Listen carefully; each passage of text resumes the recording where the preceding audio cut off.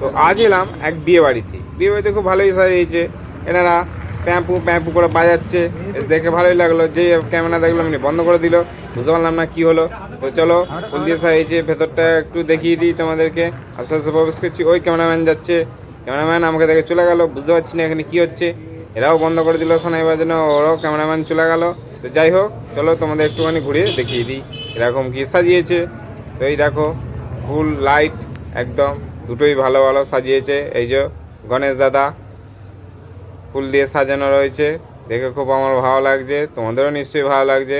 চলো গণপতি বাপ্পা সবাই নমস্কার করে নাও, সবাই তোমাকে ভালো রেখো গণেশ দাদা। তো চলো আরেকবার দেখিয়ে দিই লাইটিং কেমন হয়েছে, ফুল কেমন হয়েছে।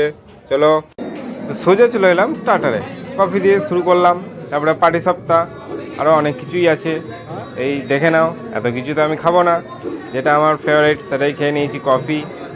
আর একটুখানি এটা খেলাম ফিশ নাগেটস, এটাও খুব ভালো হয়েছে, এই প্রথমবার খেলাম। তো খুবই গরম গরম সব কিছুই আছে, অনেক কিছুই আছে, তো সব কিছু তো আমি খাবো না।